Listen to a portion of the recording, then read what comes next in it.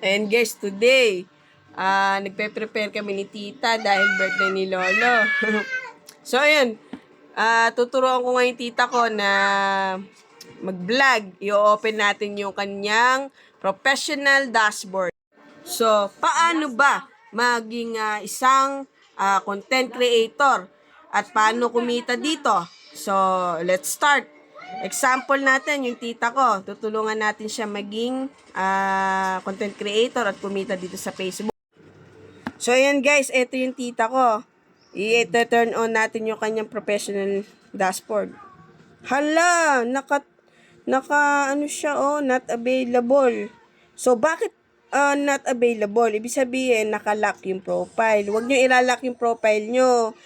Ipapublic nyo lahat yung post nyo, tsaka yung profile nyo. Hindi kayo kikita pag nakalock. So, alisin natin yung lock profile. So, ayan guys, i-unlock natin yung profile niya. Ano ang dapat na gawin?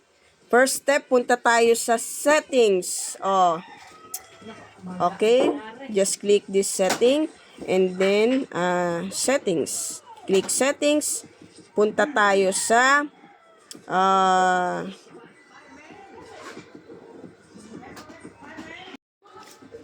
yan, profile locking. At pipindutin natin to unlock para ma-open natin yung professional dashboard. So, unlock your profile. That's it. You unlock your profile. Click OK.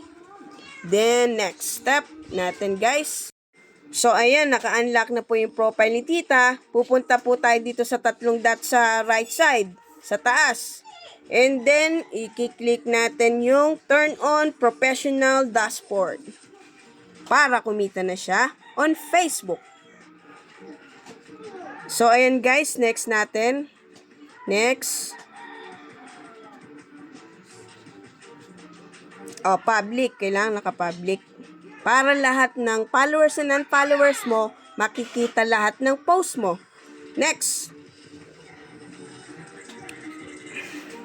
So, confirm.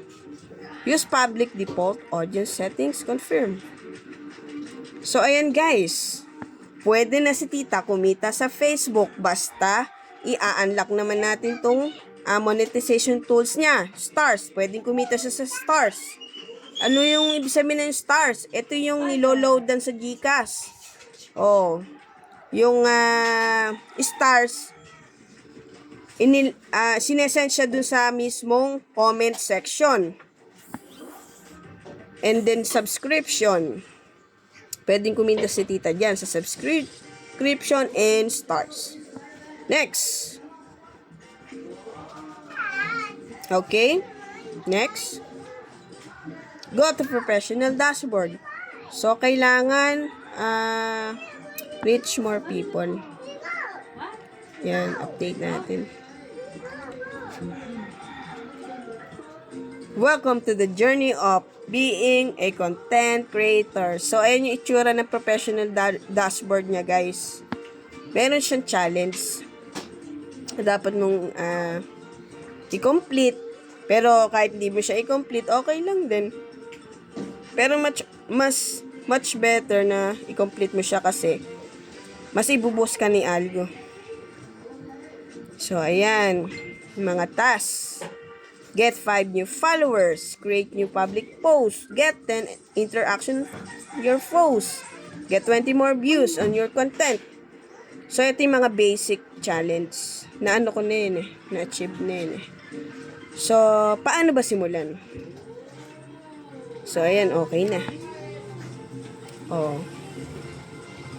Pwede ka nang maging isang content creator. Punta ka lang sa reel. Mag-upload ka ng post, ng video. Pwede kang kumita sa text. Mag-upload ka lang ng quotes. O kaya, yung buhay mo, ikwento mo. Lahat ng pwedeng pagkakitaan, i-upload mo. Kaya kung nagsisimula ka pa lang, huwag ka madi-discourage kasi marami tayong pagdadaan dito sa Facebook world. Kailangan matibay ang loob mo at hindi ka naapektuhan sa mga bashers. Ang tumatagal sa content monetization, yun yung mga tao na hindi tumitigil. Kaya kung magsisimula ka pa lang dito sa CC World, simulan mo na habang mainit-init pa. Let's go! Count me in na guys. Count me in.